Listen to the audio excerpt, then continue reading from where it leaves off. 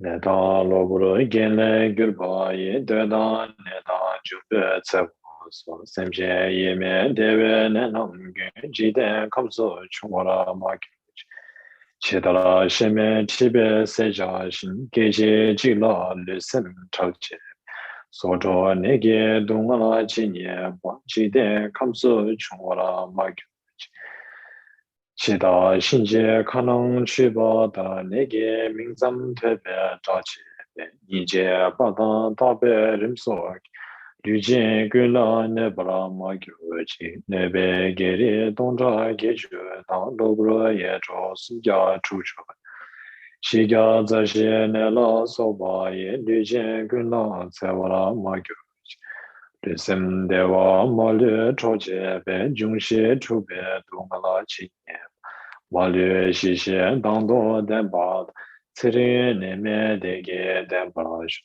Lama kunjo sumge tuje dang kanje chekyong sume nyutu Denje luwa mebe dendog Wa nalam dabze jubara shu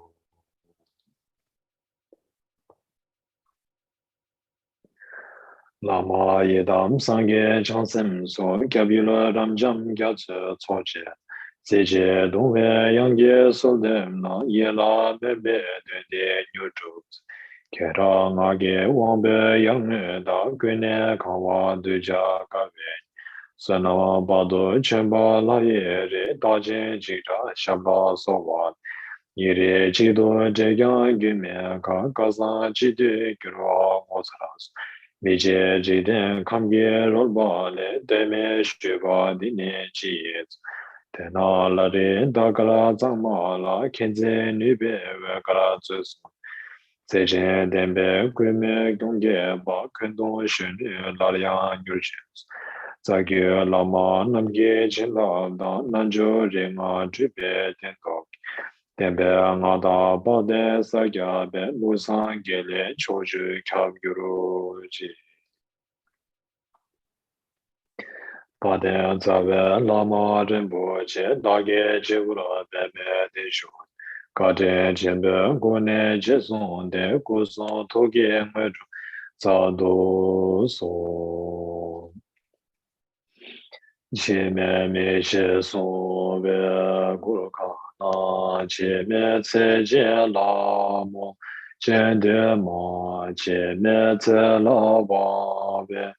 So namage che me tse ye nge zho za do so re son be me to ge la lama ne ke ze ne de ra su ni mo che sa de long do be za ge ze ne do ja le she ge do da de so ma wang gyu zhu la ri Kuen ge dong zhou ge ga ze te chen dong a la ma pe de ba do ba ra be chen de chen san pe wang ge ga be sha de so nam da chen de se ge sa xie la te sa ma guan be rin chen du la ma ze che ze zong dang je de Bang rime ge kya cho re wang de bro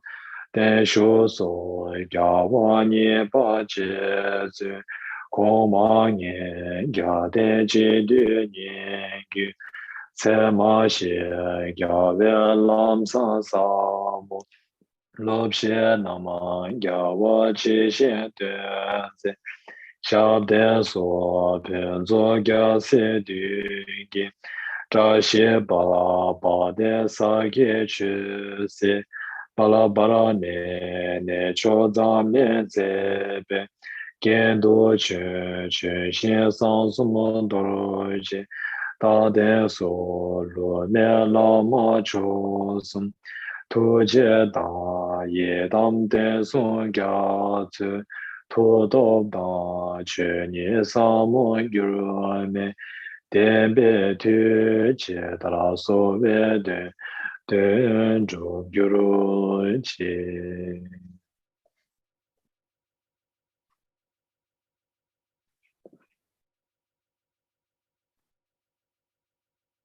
灭王不教王自不灭其见涅天里诸罗大天马切丹对耶波列南巴兰教切灭拉乔孙耶自巴祖我自觉所我解脱的力，天着根根结别难结结，脱灭看多天力多了结业，是什么玩具了钱不晓得学。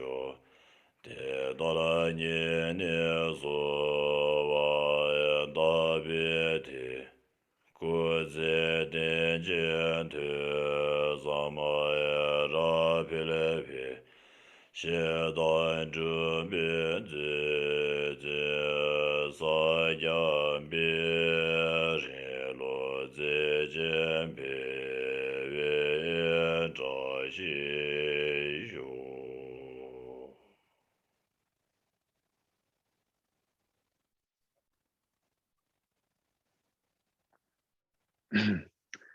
舍那么地也堂觉四巴，念陀念念别着那旁觉念，给嘎那切波罗出巴，也是别错列着哇来手。强巴巴维切达拉堪巴，当根多桑波提亚提现的，太大根基结束大路，请给我的大堂接着多。